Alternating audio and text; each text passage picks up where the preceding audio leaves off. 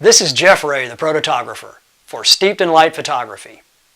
For the last few days, I've been designing and implementing the latest experimental setup to put my gear further to the test, as I promised I would do in my last video.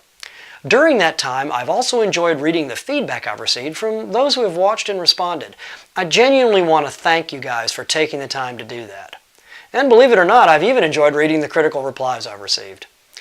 And while I'm always open to different points of view, I would like to correct a misconception I've seen repeatedly in those critiques that really goes to the heart of what I've been trying to show you guys.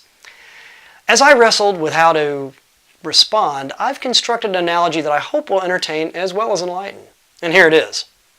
Imagine we could overhear a conversation between two die-hard muscle car enthusiasts. As they boast away about who has the best set of wheels, can you picture this being said?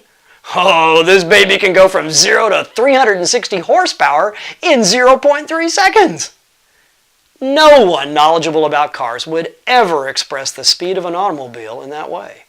And it sounds crazy because we inherently know that power doesn't equal speed, though it plays a big role in developing speed.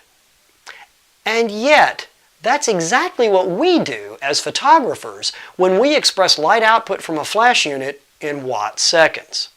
Oh, this flash unit is super bright. It's 600 watt-seconds of sun-busting dazzle versus that puny 200 watt-second in-your-shade soccer mom flash. Now, ignoring for a minute my irreverent reference to minivans everywhere, and by the way, I love my Toyota Sienna, so please no flame wars, that doesn't sound nearly as wacky, but it should. And here's why in 3 words. Power ain't light. The bottom line takeaway here is that actual light output should never, ever be confused with potential power output. Ever. Ever. Did I say ever? Until we require manufacturers to come clean about this electronic and photonic sleight of hand, we're going to be stuck forever having this exact argument I've seen up but close lately because of this patent falsehood that's being repeated all over the interwebs ad nauseum. And please don't take my word for it. Instead, listen to the words of perhaps the single most outspoken expert on flash unit design, and a pretty darn good photographer in his own right, the late Paul C. Buff. In his online article, Studio Flash Explained, Efficiency, Watt-Seconds, and Units of Measure, which is still available on his website, by the way, Paul goes on to say, thus, when defining the available light output of flash systems that will be used with a variety of light-shaping accessories, the lumen family is the root specification that will define how much total light is available from a particular bulb or light unit, without regard to its beam pattern, diffusion, or watt-second rating.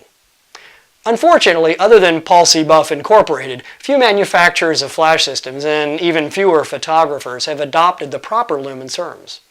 Okay, so why is this such a big deal? I'll go into a lot more detail in my next video, but for now it's most important to remember it's not the raw power rating of the flash unit that counts, or the bulb for that matter. It's the lumen output per unit of power that a specific bulb can deliver. And as we'll see in my next video, that can vary a lot from one bulb class to another. It's also the crux of this whole video series. Well, that's all for this rant. I hope it was helpful and maybe raised 1 or 2 eyebrows out there. As always, I look forward to your feedback on this in the comment section below. I'm Jeff Ray, the Prototographer for Steeped in Light Photography.